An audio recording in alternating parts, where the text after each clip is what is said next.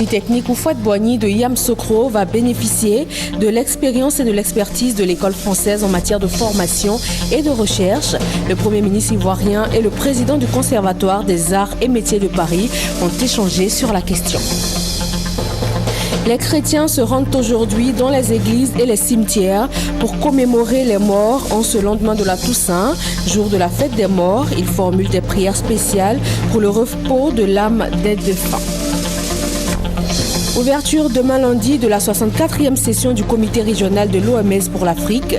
Il va être question de définir les politiques de santé, approuver le budget, le programme de travail de l'OMS dans la région et élire le directeur régional de l'OMS Afrique. La Côte d'Ivoire est candidate à ce poste.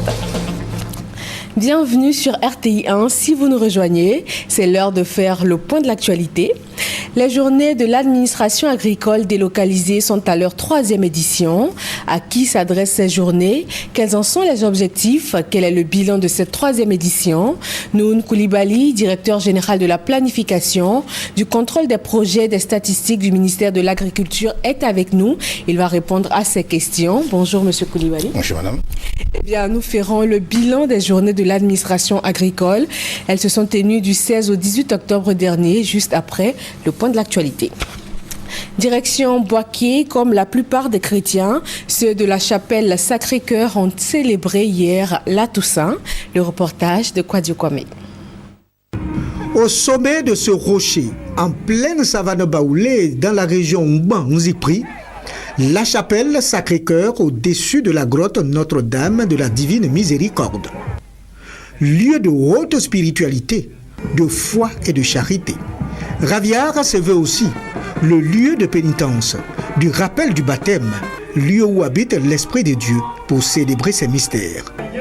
Pour le nonce apostolique, ce lieu de rassemblement de l'Église vivante est pour la prière afin de la consolidation d'un climat de paix en Côte d'Ivoire. Je dirais le cœur de la Côte d'Ivoire, non? Alors c'est un signe d'unité, tous les pays puissent vivre dans la paix. L'entame de l'existence de ce lieu de prière est glorieuse, mais la route est encore longue pour servir de base au développement intégral de Raviara. Et lorsque nous nous rassemblons pour faire souvenir de toutes ces personnes qui sont passées sur la terre avant nous, c'est en même temps dans l'espérance de nous voir un jour aussi partager cette joie-là. Ce sanctuaire va déborder du plan spirituel pour atteindre le développement intégral de Raviara. Intervient alors la bénédiction de la chapelle Sacré-Cœur, centre de louange, d'action de grâce, fontaine d'où jaillira l'eau du salut. Pour le ministre d'État auprès du président de la République, Marie doit servir d'appui pour arriver à Jésus-Christ.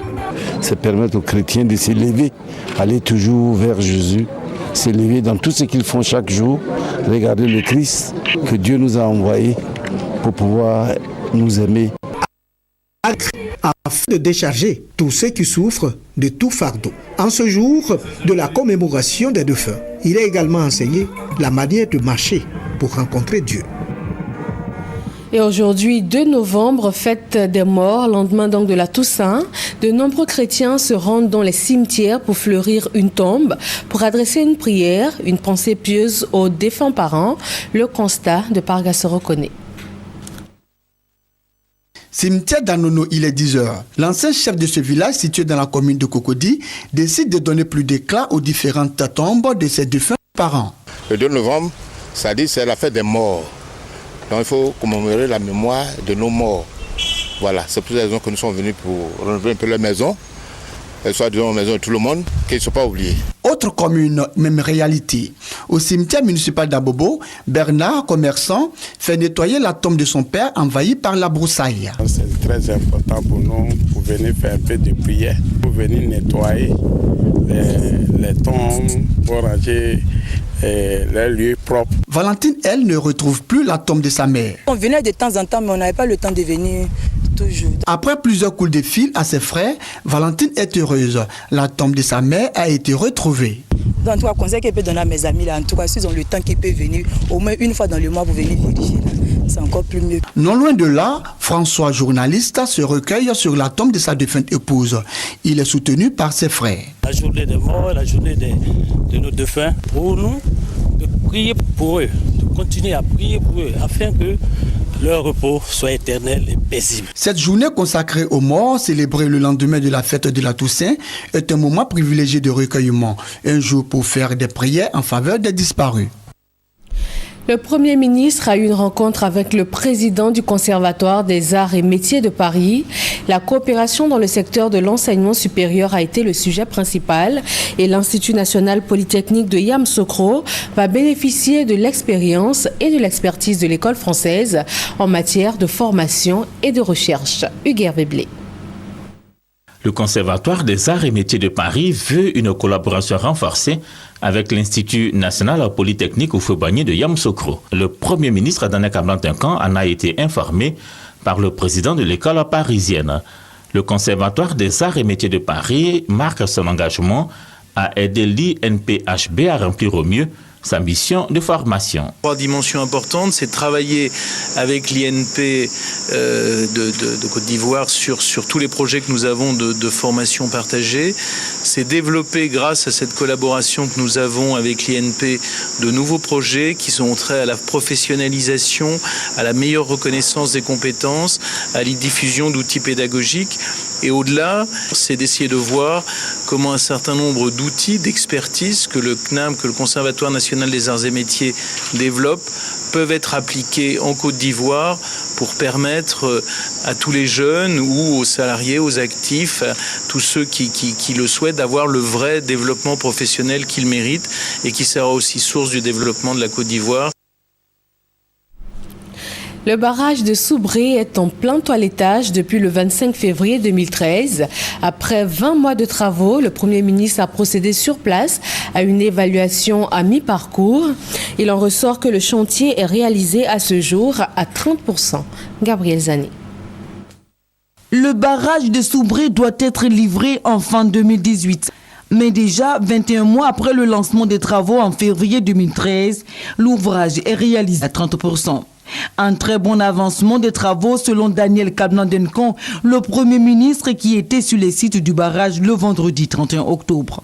Avec le déroulement des travaux, la date de livraison du barrage pourrait être avancée en 2017 selon le ministre Adama Toungara. Le taux d'avancement est supérieur à ce qui avait été prévu au départ. Nous devons être à peu près à 20%, aujourd'hui nous sommes à 30%. En ce qui concerne les paiements, la Côte d'Ivoire doit payer 140 milliards sur les 331 milliards et nous nous acquittons, de même que Exim Bank, des paiements de façon régulière. Le Premier ministre a félicité le ministre du Pétrole et de l'Énergie, les responsables de Côte d'Ivoire Énergie et les partenaires techniques du projet pour cette performance. Le projet d'aménagement hydroélectrique de Soubré comprend la construction d'un barrage hydroélectrique de 275 MW et la réalisation des réseaux d'évacuation de l'énergie associés. L'objectif d'ici 2020 étant que tous les villages dont la population est supérieure à 500 habitants soient électrifiés. Le projet comprend deux parties, la construction du barrage, des cités des exploitants et les mesures d'accomplissement environnemental et social. Le tout estimé à 331 milliards de francs CFA et financé en partie par l'État ivoirien, le gouvernement chinois et Exim Bank Chine. Le barrage de Soubré va accroître le potentiel hydroélectrique de la Côte d'Ivoire, évalué à 2000 MW, dont seulement 25% sont utilisés à ce jour. Un autre barrage dont les travaux de construction ont démarré, c'est celui de Moulango dans le département de Farkessédougou, d'un coût de 6 milliards 329 millions de nos francs. Ce projet vise à accroître la production agricole et halieutique en Côte d'Ivoire. Le reportage de Kader Sogodogo. Sangopari dans la sous-préfecture de Farkessédougou. L'agriculture ivoirienne entre dans une nouvelle dynamique. Le projet d'aménagement hydro-agricole de Sangopari, avec la construction d'un barrage de 4 300 000 mètres cubes d'eau, avec en aval une plaine de 175 hectares pour la riziculture et un périmètre maraîcher de 50 hectares. Ce projet financé à hauteur de plus de 6 milliards de francs CFA par l'État de Côte d'Ivoire et la Banque ouest africaine de développement BOAD vise à accroître la production agricole et halieutique pour une bonne sécurité alimentaire en Côte d'Ivoire. Il contribuera à la réduction de la pauvreté en milieu rural avec plus de 2500 emplois. C'est donc un projet porteur d'espoir dont le lancement a été fait par le ministre de l'Agriculture, Mamadou Sangafowa Koulibaly. Le président de la République, Alassane Ouattara, et le gouvernement sont au travail pour faire de la Côte d'Ivoire un pays aimé et envié de tous, a-t-il indiqué. Nous avons un défi, celui de l'autosuffisance alimentaire, et les objectifs qui ont été assignés à l'ONDR notamment pour la production de riz, c'est de faire en sorte que d'ici 2016, nous puissions atteindre le point d'équilibre et qu'après 2016, nous puissions exporter aux besoins des excédents de production. Donc le barrage rentre exactement dans le cadre de cette ambition du président de la République. Pour ce projet, Sangopari bénéficie également d'infrastructures socio-économiques, une école primaire avec logement d'enseignants, 5 forages équipés et 12 latrines modernes. La population salue cet engagement du gouvernement de demeurer à leur côté. Il faut dire que ce projet va permettre aux parents de manger à satiété et ça va créer de l'emploi, ça va permettre d'accroître la production, surtout que la ville de Ferkey est productrice de tomates, aubergines et tout ça. Je pense que c'est un très grand projet. Après Bon dans la Bagoué, c'est donc Sangopari dans le Tchologo qui contribuera à gagner le pari de l'autosuffisance en riz de notre pays. Et les journées nationales de la valorisation de l'agriculture 2014 vont se tenir du 4 au 6 décembre prochain. Il s'agit de la 4e édition et elle va mettre un accent sur la croissance démographique et les défis de la sécurité alimentaire. Patricia Omouetia.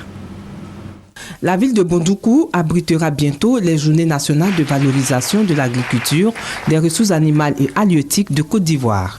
Initiée par l'Agence pour la valorisation de l'agriculture, cette 4e édition a pour thème croissance démographique et défis de la sécurité alimentaire en Côte d'Ivoire.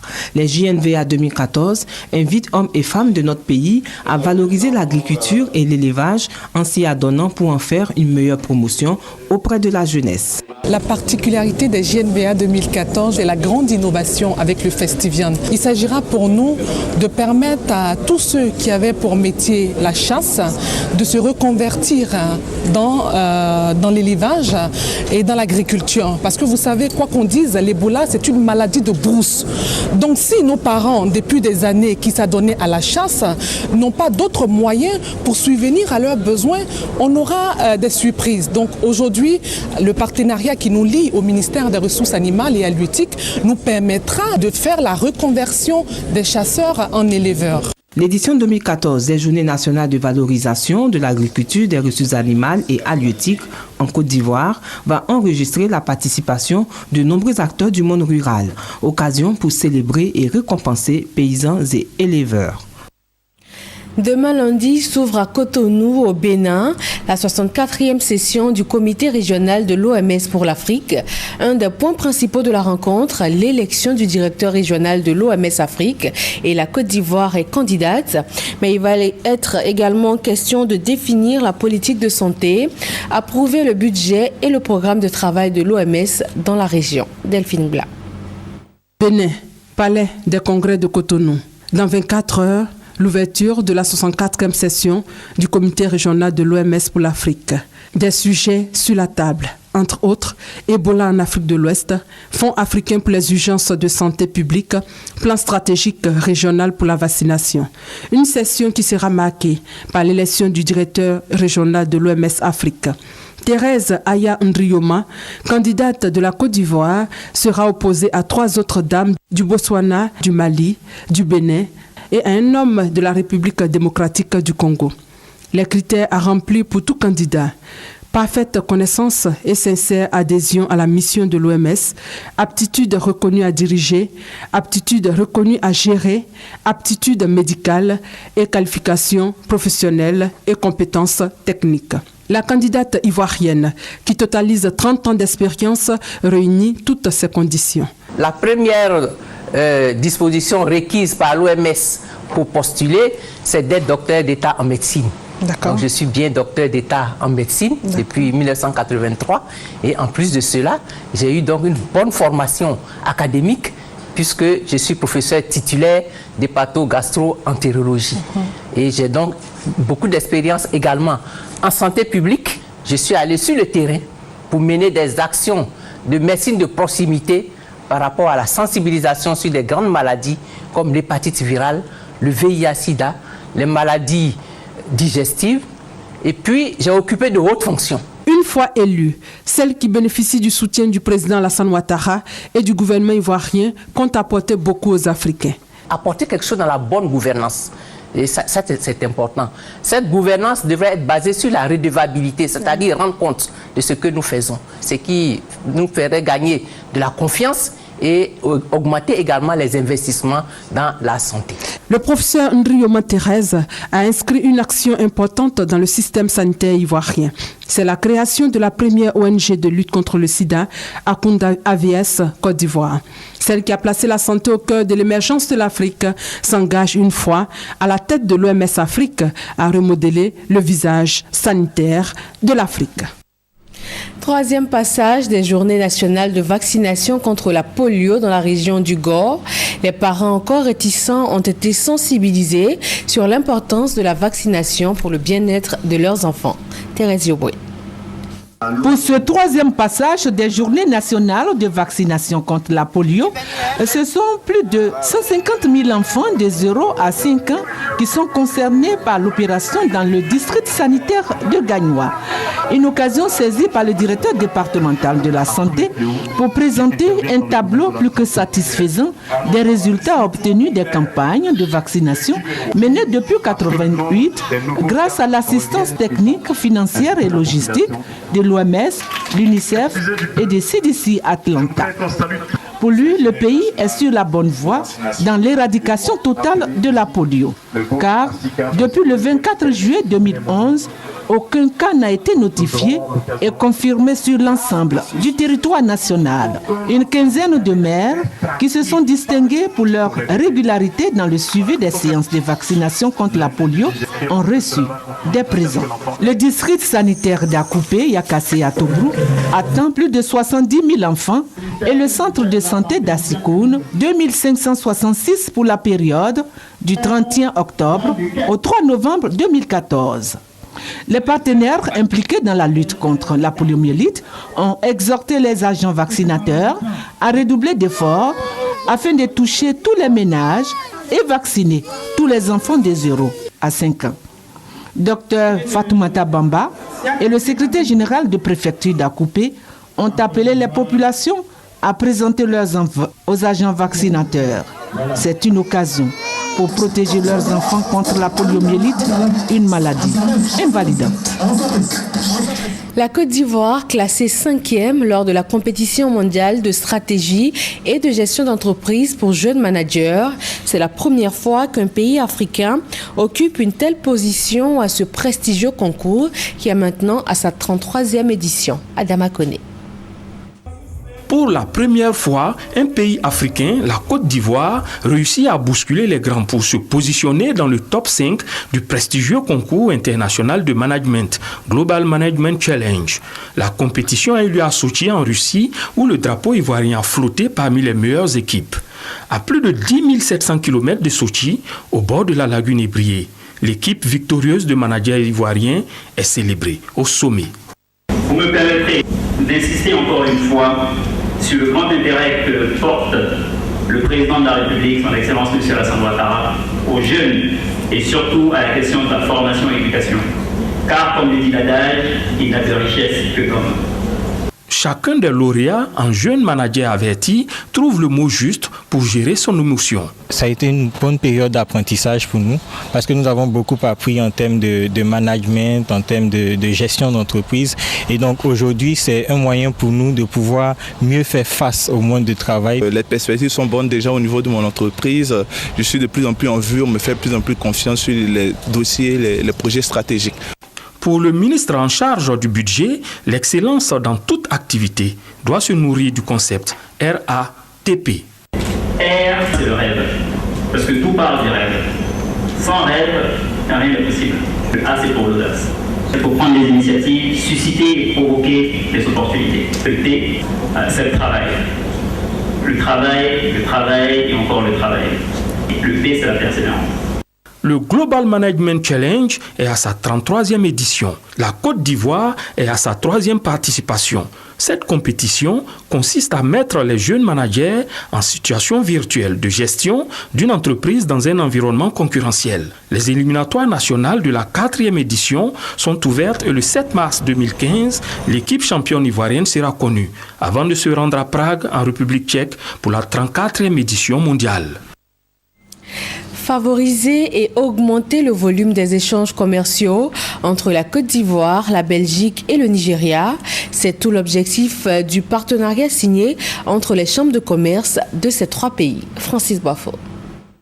Premier bénéficiaire de cet accord de coopération signé entre la Chambre de commerce belge en Côte d'Ivoire et la Chambre de commerce et d'industrie bilatérale ivoiro-nigériane, les opérateurs économiques ivoiriens et nigériens.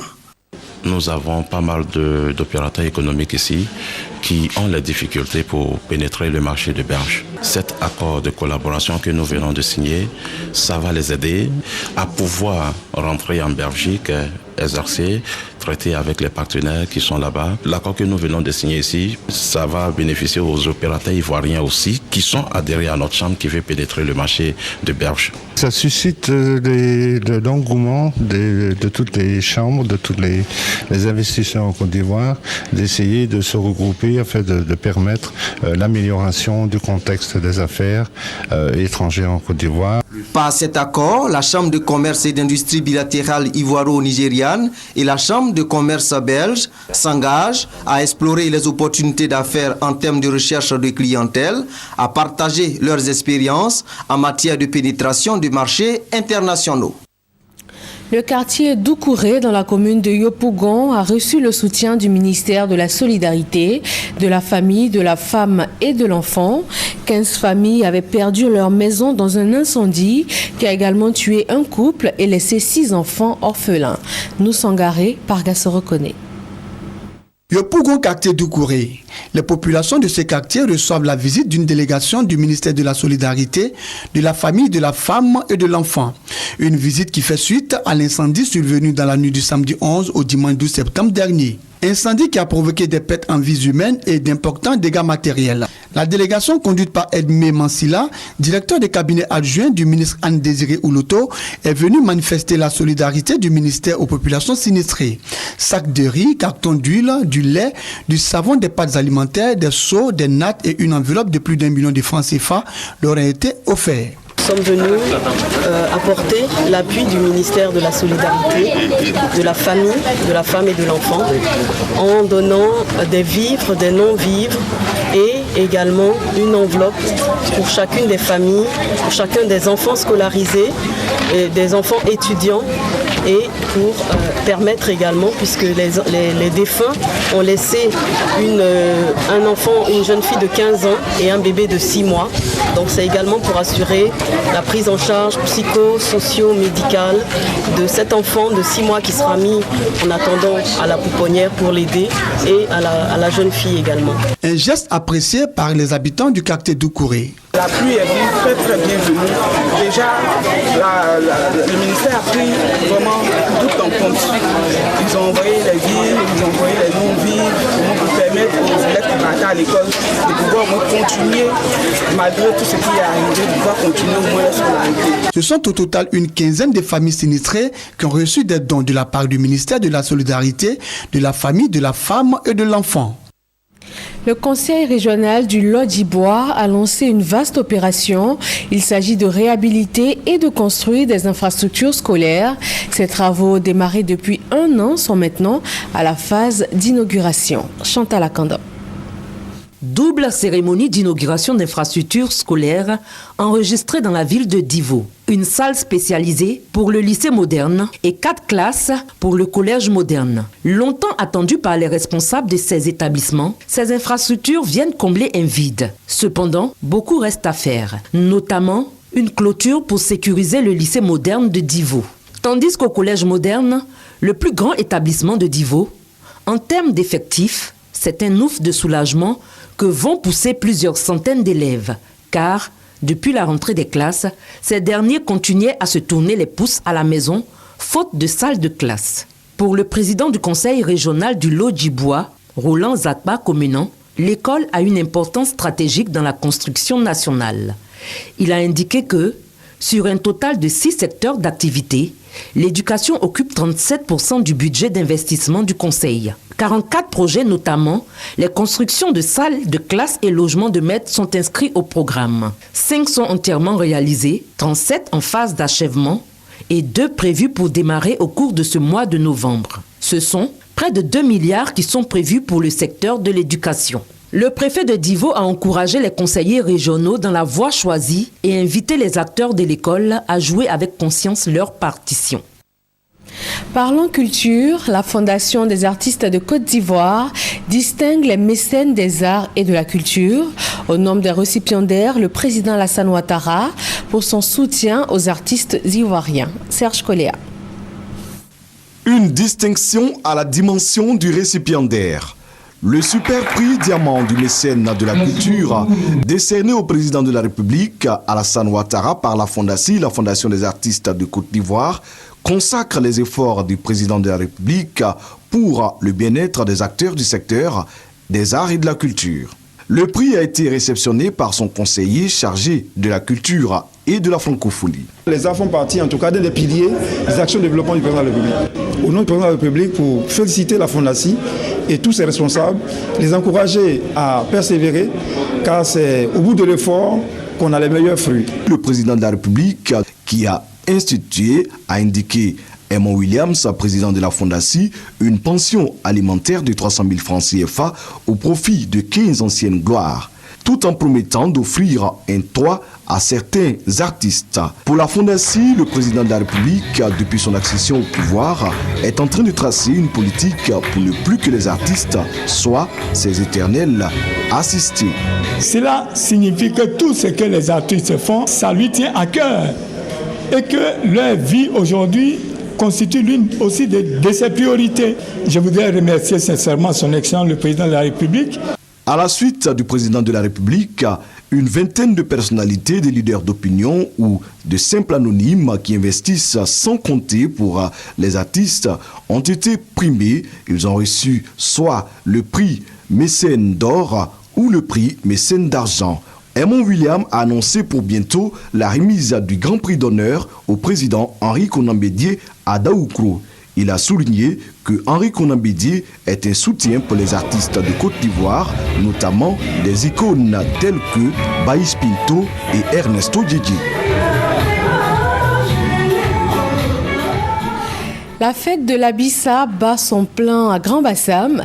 Chaque année, un fils d'Nzima est honoré pour ses valeurs et son travail. Cette année, c'est le Premier ministre Daniel Kablan-Duncan qui a été fait chef des Nzima. Doigt des lasers. Le Premier ministre Daniel Kablan-Duncan, appelé désormais Sa Majesté Kablan Ier. Il a été fait chef de la tribu des Nzima Kotoko, une distinction pour son courage et sa détermination dans l'exercice de sa fonction à la tête du gouvernement ivoirien et son implication dans les projets de développement de Grand Bassam, tels que la réalisation de l'autoroute Abidjan-Grand Bassam. Le Premier ministre Daniel Kablan-Duncan incarne pour le développement une personnalité de haut rang. Et le peuple Nzima reconnaissant, mais à travers tout le peuple de Côte d'Ivoire, voit le travail immense qu'il abat chaque jour. Il est un des nôtres et il fait notre fierté. À chaque édition de la Bissa, un fils de Nzima est distingué par le roi, Sa Majesté Aoula Tanoé Amon, pour ses qualités et son excellence au travail. Au nom de Sa Majesté Kablan Ier, le ministre de la Culture et de la Francophonie, Maurice Bandama, a traduit sa reconnaissance au peuple Nzima pour la confiance et la considération à l'endroit du Premier ministre Daniel Kablan-Duncan. La Bissa, célébrée depuis des siècles, est une école de valeurs, une école d'enseignement aux valeurs. Et ce sont ces valeurs qu'incarne Kablan-Duncan. Votre frère, votre fils, Kablan-Duncan, dont vous connaissez l'humilité, relevé ici tout à l'heure, est touché par cette marque d'attention. À Bissa 2014, l'événement culturel du peuple Nzima, qui a débuté il y a environ une semaine, prendra fin ce dimanche 2 octobre.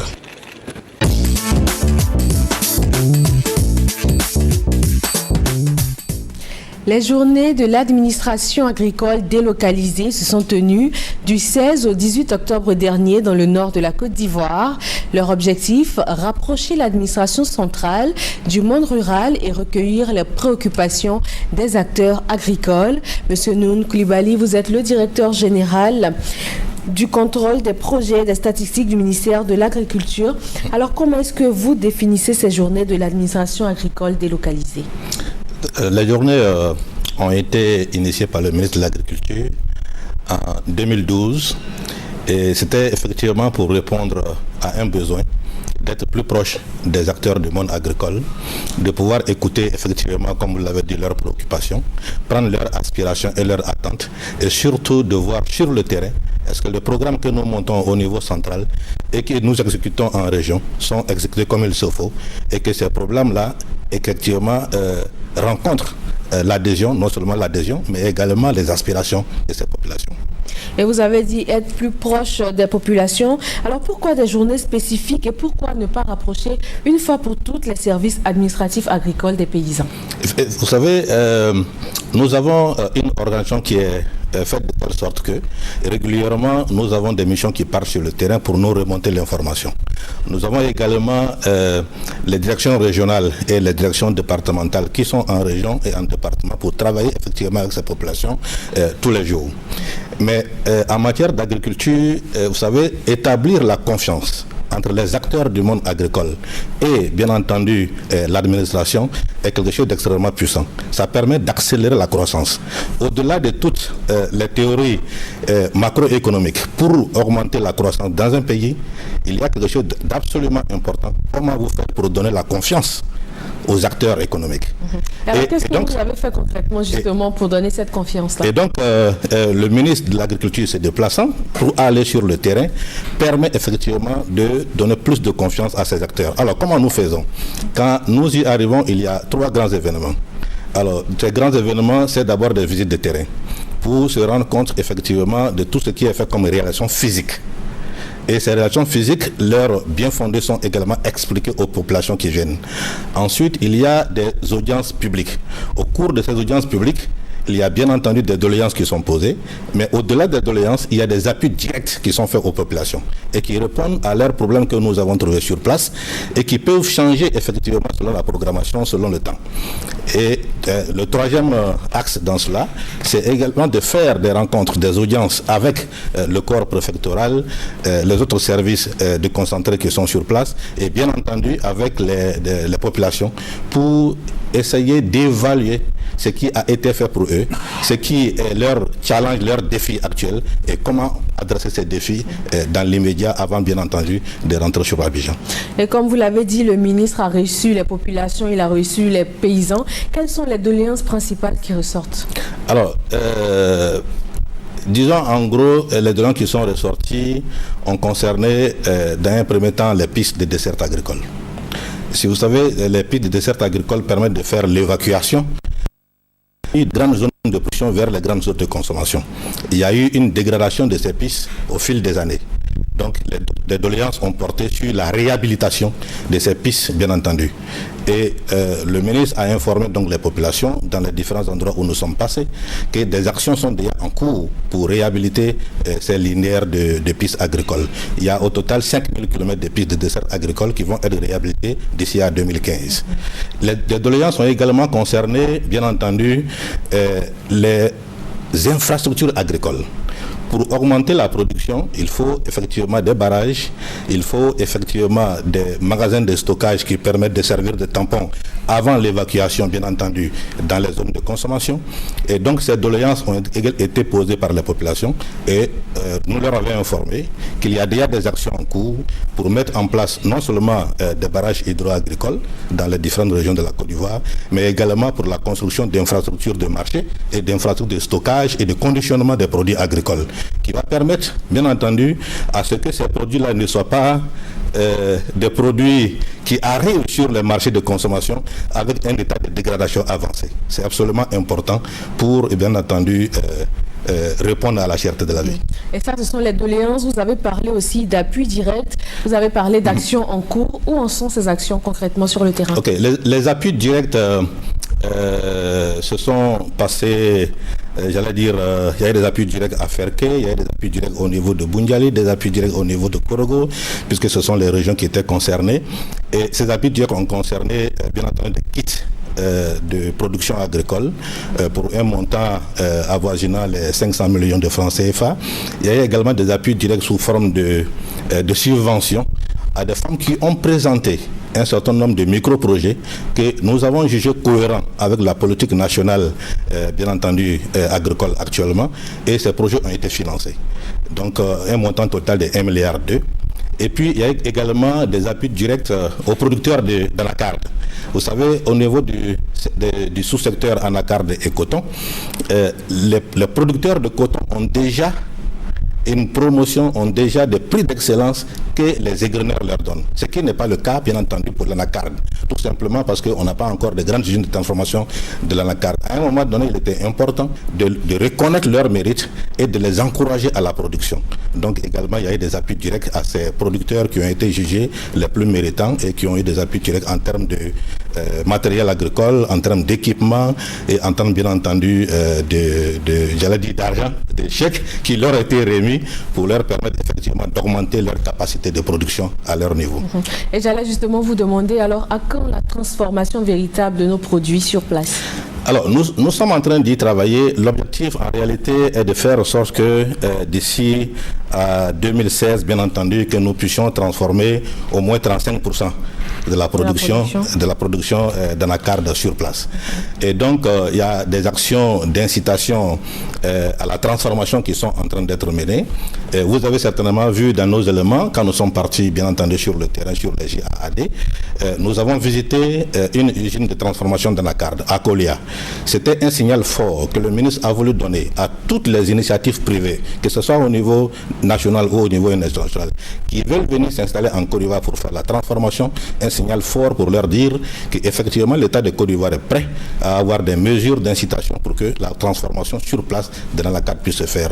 La semaine surpassée, il y a eu également l'inauguration d'une usine de transformation d'anacarde dans la zone de Boaké et qui va permettre effectivement de donner l'engouement aux autres privés qui veulent s'installer dans le secteur agricole pour la transformation des produits. Absolument, ce qui est déjà une avancée.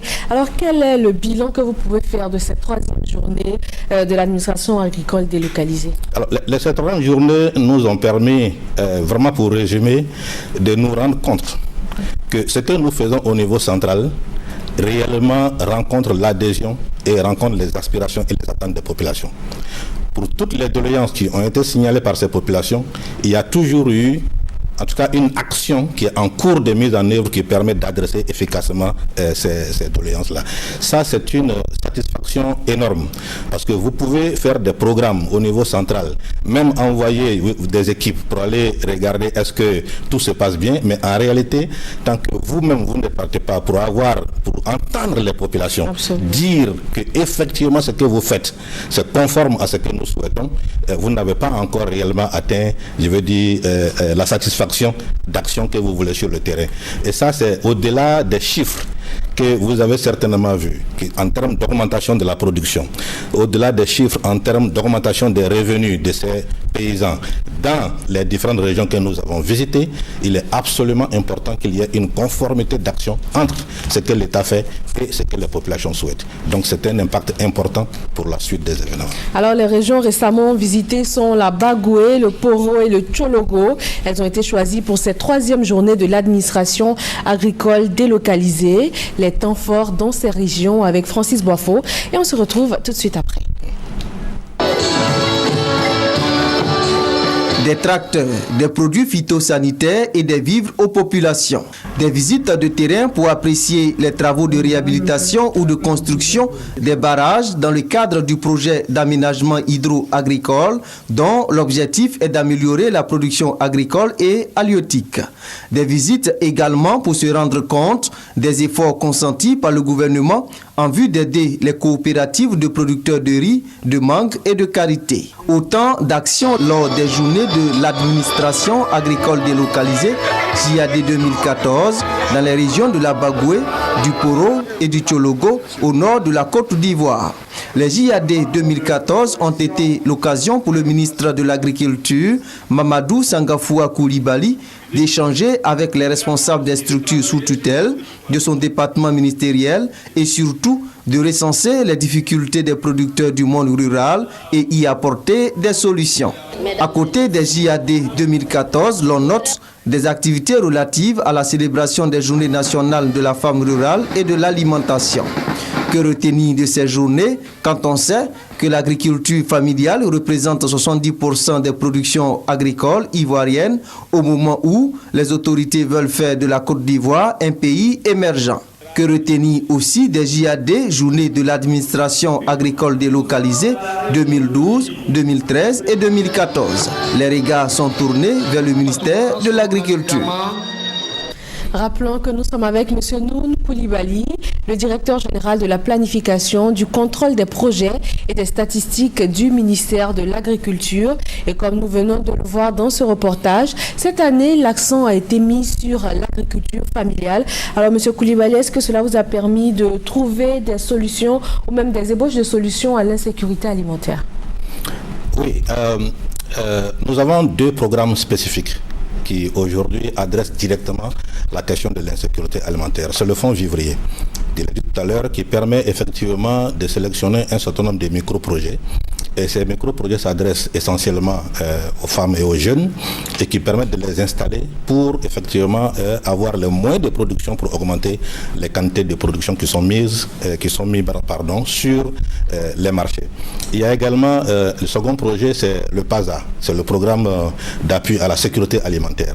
Ce programme, depuis 2012, s'adresse à toute la population sur le territoire national.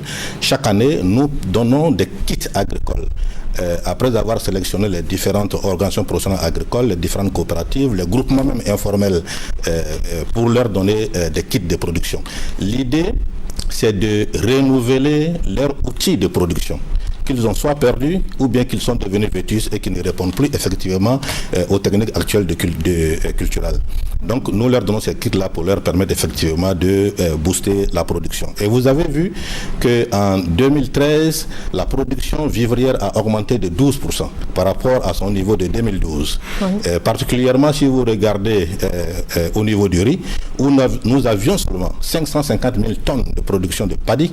En 2013, nous sommes passés à 1 250 000 tonnes de paddy. Pratiquement. Et voilà, voilà, effectivement.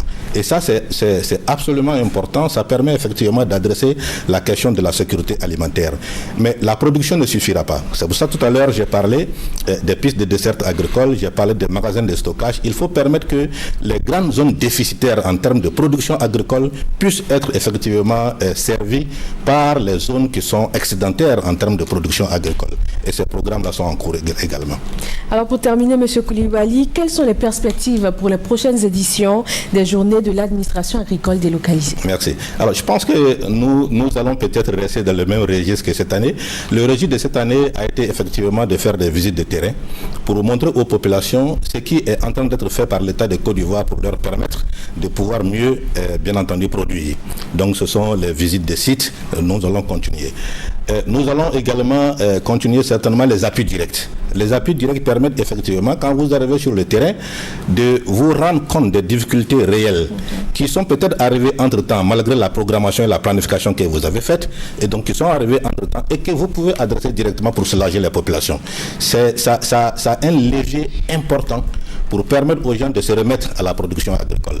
Nous allons également rester aussi dans les registres, bien entendu, des audiences. Les audiences permettent de voir comment nous faisons pour rendre plus efficace notre administration agricole. Ils sont sur le terrain au niveau des départements, ils sont sur le terrain au niveau des régions. Il faut leur permettre de pouvoir faire leur travail tel que nous le faisons en centrale. Si on ne se rapproche pas d'eux pour regarder leurs problèmes et les appuyer, ça va être très compliqué. Donc je pense que nous allons continuer dans ces registres. Alors comme on dit, on ne change pas l'équipe qui gagne. Ici, on va dire qu'on ne change pas la stratégie qui gagne. Merci, M. Noun Koulibaly. Vous êtes le directeur directeur général de la planification du contrôle des projets et des statistiques du ministère de l'Agriculture. Et nous avons parlé avec vous des 3e journées de l'administration agricole délocalisée. Merci à vous de nous avoir suivis. Passez un très bon dimanche sur RTIA.